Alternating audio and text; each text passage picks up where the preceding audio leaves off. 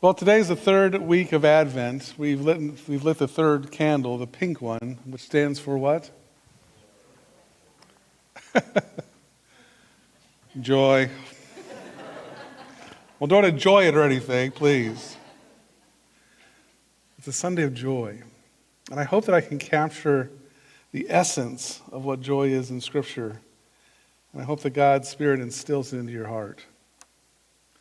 Joy is fascinating. It's interesting why it's the color pink. Mark did a good job of highlighting that. I'll just say that sometimes maybe you've heard someone say that they were in the pink, meaning that they were healthy.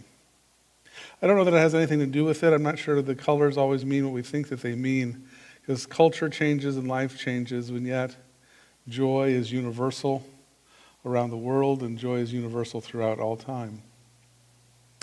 One of my joys is to give presents.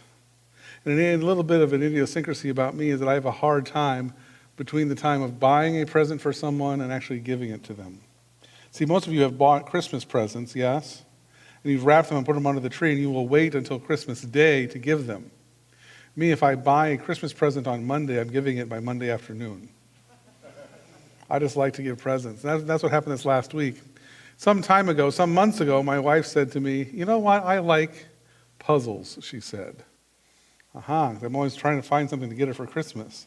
And knowing that other families have told me that at Christmas time, oftentimes they will set up a table with a jigsaw puzzle on it. And then that way when people come over or stop by or come to visit, they sit down and they put together the puzzle and they talk and they enjoy one another's presents. And then they have this puzzle at the end. So I did that. I'm smart. My wife said she likes puzzles. So the Friday night, we got out the puzzle and cleared off the dining room table and got the chairs all pulled up, started sorting pieces, and we're going through there and disagreeing, arguing a little bit. I kept putting pieces together, and she kept saying, "No, that doesn't go there." It probably didn't, but I could make it fit. I can. And so we're sitting there working away, and the kids are kind of coming in and out. And finally, at one point, she says, "Where did you get this idea anyway?" I said, "Well, I've heard of other families that do this. I think it's kind of fun to sit here and just talk and put this puzzle together. Plus, you said you like puzzles." She said, "I like word puzzles and number puzzles." She said, "I hate jigsaw puzzles." So my enjoyment went from a 10 to about a 2. So if anybody wants puzzles, I have 2 of them. I'll be glad to donate them to your family this Christmas so you can enjoy them. Well, exactly what we're talking about today is joy. Do you find joy in getting together with other people? Do you find joy in family and friends, gatherings of all kinds? It's interesting what we do in order to invent various venues for or experiences to share joy with others.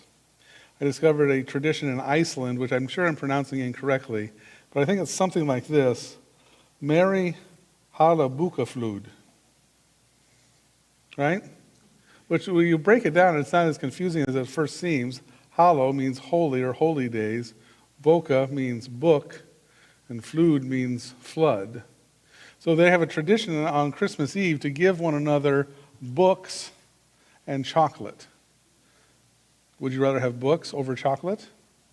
It's pretty close for me. I like them both. But the enjoyment that they get from this isn't in the giving the books, although they enjoy that, or even the chocolate, they enjoy that too. But the idea is on Christmas Eve that you share books and chocolate, and then the whole family sits around and reads and eats and drinks chocolate. I like this tradition. That sounds like great fun and a whole lot better than a jigsaw puzzle. But it's not just in the reading or the eating or drinking of the chocolate. It's also in the sharing of what they've learned in the books. The books usually aren't terribly in-depth, but they are filled with simple facts, ideas, and other things. I tell you this only to say that enjoyment comes in lots of different forms. And God designed us to enjoy things. Would you agree?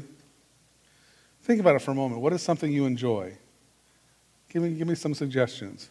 I enjoy sunsets immensely. What about you? The ocean, it's beautiful. What else? Mountains, coffee, somebody said? Walking, yeah. Walking in the mountains with a cup of coffee, what? A cloudy sunrise. Word puzzles. Good for you. How about jigsaw puzzles? Neurologists tell me that we all form these memories in our brain. We instill them into our brain, but they come to us differently. Those who study such things, it's interesting, say that because we're constantly watching for threats, fears, troubles on the horizon, that we will form a memory of a traumatic event faster than anything else. If you see something traumatic, something difficult, something harsh, something attacking, you will remember that moment in about 3 seconds. Literally, 3 seconds is how long it takes to form a lifelong memory. Maybe it was a car accident or an animal attack or something. Where a positive memory is formed much more slowly. A positive memory, it takes about 14 seconds, so say the neurologists, to really form that memory in our mind. So we will experience something for 14 seconds before it really gets embedded in our minds. Which tells me that sometimes we go through joyful things too quickly, and that's why sometimes we can't remember them years, months later, because we didn't really form that memory. We didn't take the time to do it.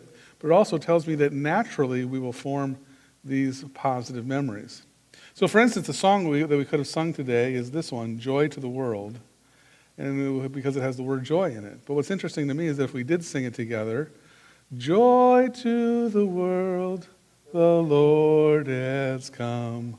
Let earth receive her King.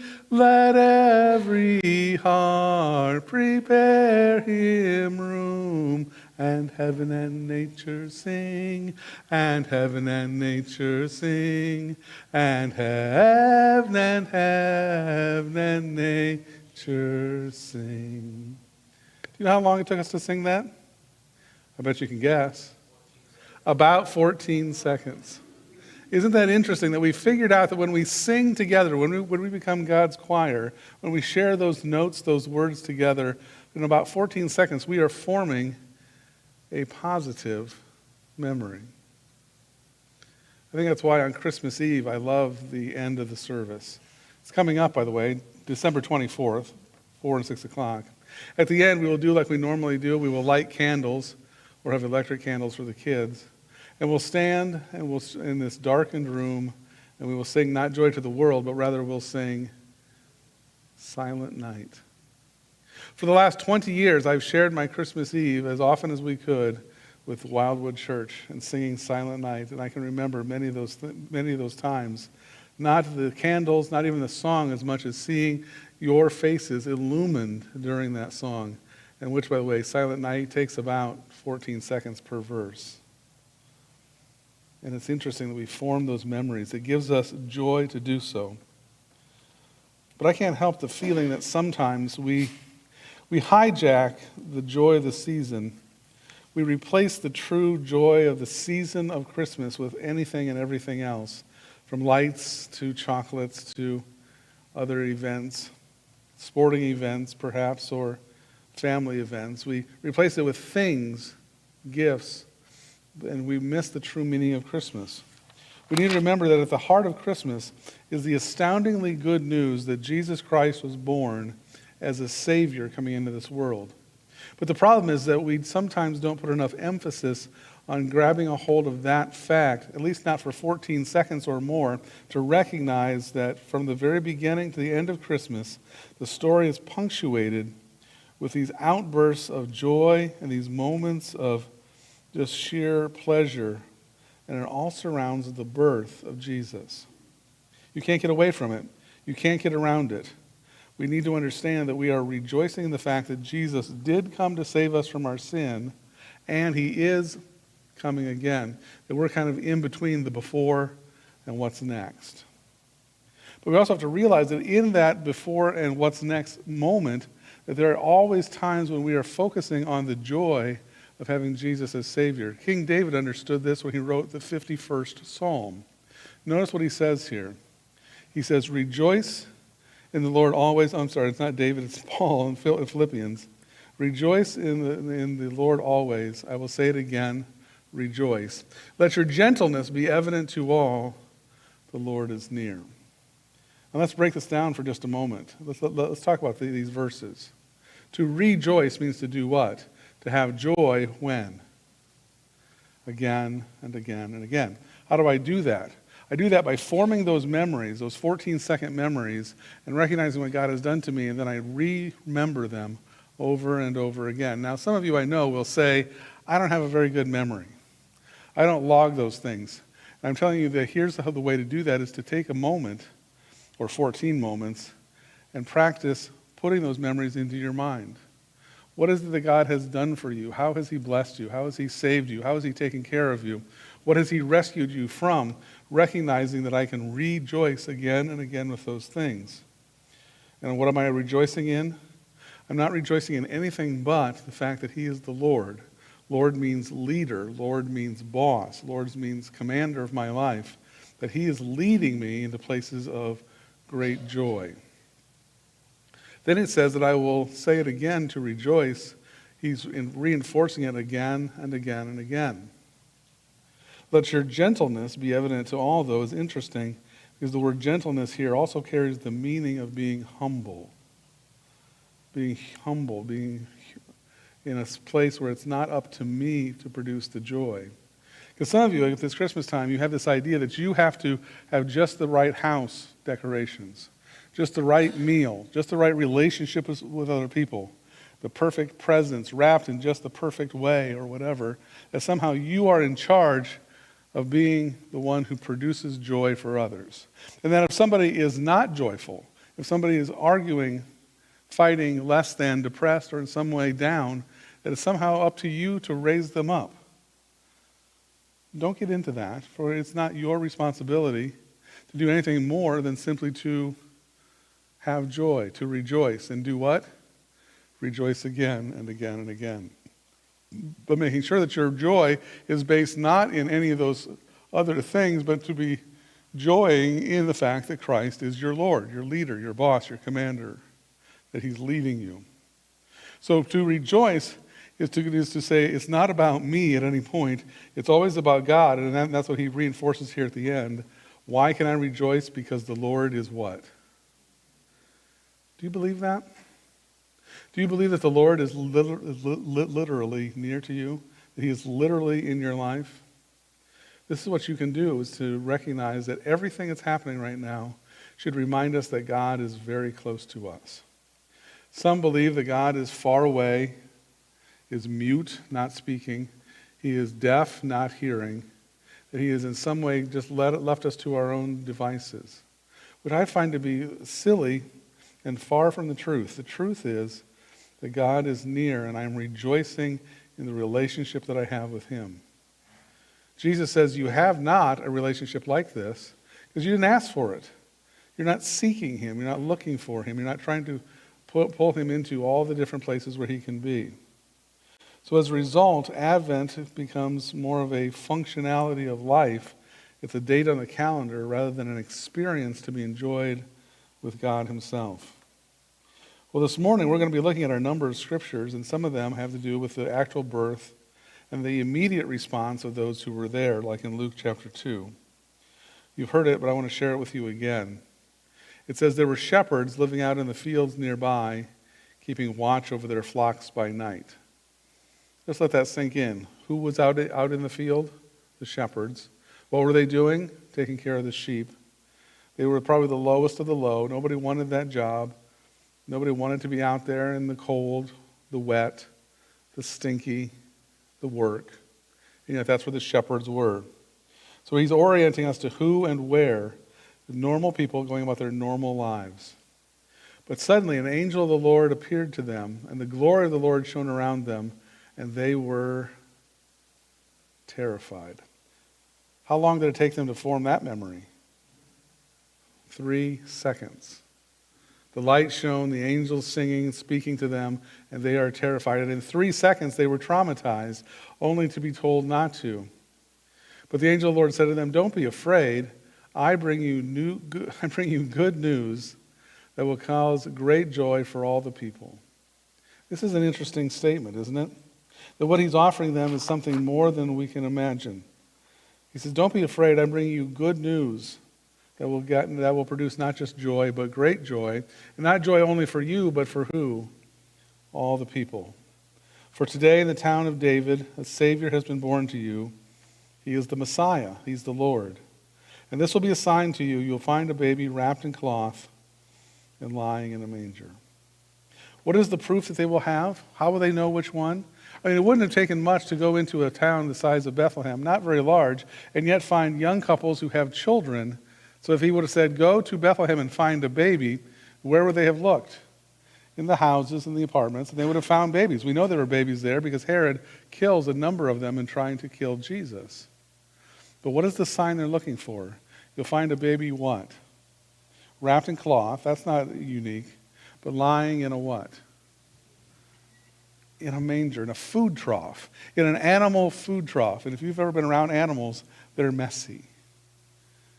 But here's this family who has no home, who has no place, who's in a barn, a cave perhaps, a dungeon, with a baby lying in a food trough. This leads us to the first point that I want to share with you for a moment, and it's this, is that joy is necessary to salvation. There doesn't seem to be anything joyful about a poor family having a baby in a barn, and yet they find this joy there, and it's necessary to salvation because it brings me back to the understanding of who I am and what it is I really need. Now, Jesus brings joy in so many areas of life, but that joy is especially associated with his birth and his salvation, but more so the gift that he gave to us with the empty cross and the empty tomb. This is where David in Psalm 51 talks, where he says this, restore to me the joy of salvation. I submit to you that this may be your prayer this week. For the rest of this Christmas season, this may be your prayer. Restore to me the joy of salvation. Now, don't get me wrong here. I'm not talking about the spirit of Christmas. It's pretty easy to find somebody that says, bah humbug. Go ahead, try it out. See how it fits. Bah humbug. You didn't even know if you were supposed to do that heartily or not. But what Charles Dickens grabbed a hold of in that story of Scrooge, the Christmas Carol, was people who had given up on sort of the connection with the joy that surrounds us at Christmas from the food, the family, the friends, and other things. But the truth is, what you're praying for is something different. Restore to me the joy of salvation. Think with me again. Remember back to the memory of when you gave your life to Christ. When you recognized that your sinful thoughts, your best thinking, had gotten you a death sentence on your head, separation from God and other people forever and ever. You were not safe even in your own skin. You had a death sentence on your head, and you recognized that. Christ had then come and saved you from yourself.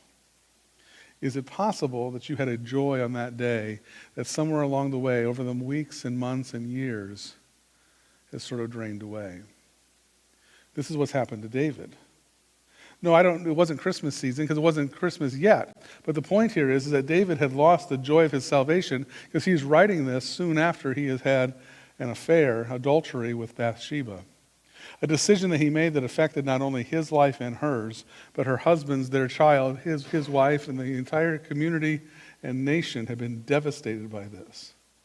See, what he's saying is that he had lost the joy of salvation. It didn't mean so much to him anymore. And by losing it, it was easier for him to go the opposite way.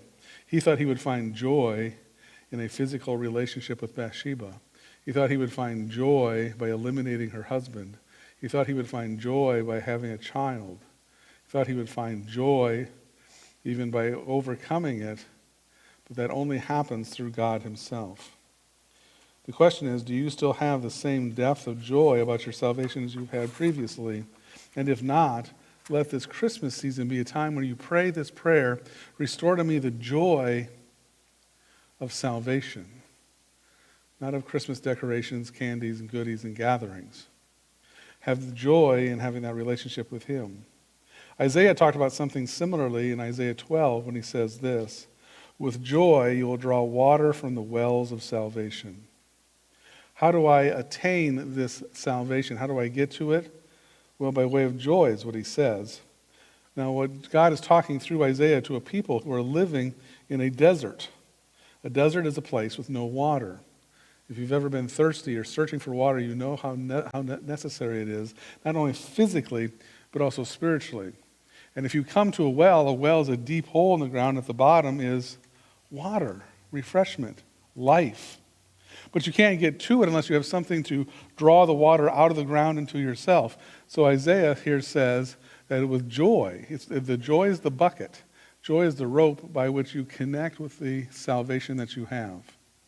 It takes us back to the point that joy is necessary for salvation. It isn't simply an emotion. It isn't just like the emotion of me giving a present to you, and I'm excited to do so because I've purchased this thing that's just perfect for you, and I want to see the joy in your face, and that gives me joy. He goes far beyond that in saying, I am more likely to be in Christ and be holy if I remember the joy that I have in making him the commander of my life. Those who had been taught were expecting a Messiah, but the farther from God they got, the easier it was to forget the significance of salvation. Joy is necessary to salvation, as we read in Matthew chapter 2.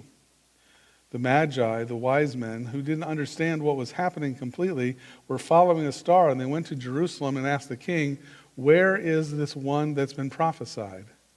He knew nothing that they were talking about, but notice what happens in this passage. When they had heard the king, they went on their way, and the star they had seen in the east went ahead of them until it stopped over the place where the child was.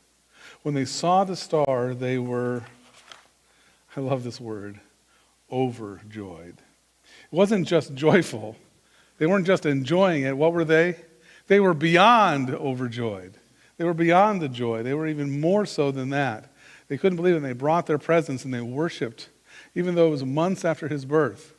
Even though many things were happening and they didn't have the same faith, they were still growing in that understanding. They felt the joy of being in the presence of Jesus. After they heard the king, they went on their way, but God led them to the relationship with Jesus. Salvation and joy, I believe, belong together. Have I made my point? Are you catching that? That I need to have the joy in order to understand the salvation. But joy also announces salvation. It also gives me a venue by which to talk about it. Joy leads to proclamation. Like I said before, the news that the angels brought to the shepherds was that it was good news of great joy that'll be for all the people. So what did the shepherds do? Well, when the angels had left them and gone back to heaven, it said, the shepherds said to one another, hey, let's go to Sonic, I'm hungry. No. What did they do? They said, let's go to Bethlehem. Let's see this thing that has happened, which the Lord has told us about. So they hurried off and found Mary and Joseph and the baby. Notice what they put in there. They found them where? With the baby lying in the manger. They knew that they had heard the prophecy correctly and they had found him. When they had seen him, they spread the word concerning what had been told about this child, and all who heard it were amazed at what the shepherds said to them. It's interesting to me that they said that when they recognized what was going on, what did they do next? They went and they told others. Joy leads to proclamation. We shouldn't be surprised. When something amazingly good happens in your life, what are you likely to do? Put it on Facebook. Send out a text. Give somebody a call. You're going to talk about it. If you won a $10 million lottery, you're calling me next and telling me all about it and how much you're going to donate. I know you are. But the truth is that joy leads to this proclamation. And not everyone who hears the proclamation will get it in the same way. It's interesting that he says that some were amazed at what the shepherds had said, but not that they had joy yet. They were interested, they were listening, but not the same joy. But joy announces salvation, because when we talk about Christmas, that's exactly what we need to do, is to share who and what and how this happens. Because thirdly, joy is spoken in praise. Giving God praise is to give him control over our life. See, we have a hard time truly giving God control over everything in our life. We think we have control even when we don't. Do you know how I know that? I've been to a bowling alley before. No, hear me out. Let me explain. People think they have more control than they do, because first of all, you go to a bowling alley and what happens? You share somebody else's shoes. That doesn't happen anywhere else in the world. Well, maybe the roller skating rink. But it's just weird that we do that. But then if you go to a bowling alley and you watch people bowl, notice what happens. They take the ball, they line everything up, they try to get their body just correctly, and they roll the ball and then they let it go. What do they do when they let the ball go? Have you noticed? We think we have so much control that somehow our voice can change things. Go, go, over there, over there, over there, over there. We try to coach the ball. Is the ball listening at this moment? Do we have any control over the ball at that moment? No. What else do they do? Help me out here. They wave their hands, or they lean, right? Ooh! As if the more I lean, the more the ball will turn. Or they wave their hands this way, this way, this way. Or they gyrate. Come on! How much control do they have over anything at that point? Absolutely nothing. Zero, zip, This happens when you're sitting at home watching a football game. And you're moving and ducking and weaving and yelling. And can anybody hear you outside of your house? Are you having any effect at all? You are not. When it comes to Christmas and our joy, kind of the same thing is true, that we have to give control over to God. Luke 2:20 says that the shepherds returned, glorifying and praising God for all the things that they had seen and heard, which were just as they had been told. We have to realize that at some point at Christmas, we feel that salvation and the joy of it. We share that with others to the best of our ability, and then we let God take over. We let him lead from there. Jesus told us, don't worry about your life, about what you will wear or what you will eat or where you will go. He says the pagans run after such things. They're so concerned about all of that. But he's got a plan for you, and he's in control, and you've done the best that you can do. All you can do is wait, be patient upon him. That's why this should say Luke chapter 1. I didn't change the reference, but it says this, that Mary, when she found out that she was pregnant, a child given to her by God, by her permission, she goes to her cousin Elizabeth. Elizabeth says to her, blessed are you among women, and blessed is the child that you will bear. But why am I so favored that the mother of my Lord should come to me? As soon as the sound of your greeting reached my ears, the baby in my womb, John the Baptist, leapt for joy. The response is controlled by God and given to us, and we respond in kind. And I want this Christmas to be your time to let joy come into your life, to protect you from your sin, to let your salvation be full, let the proclamation be loud and clear, that you will share it with others in praising God beyond the gifts, beyond the presents, beyond the jigsaw puzzles that you never even wanted.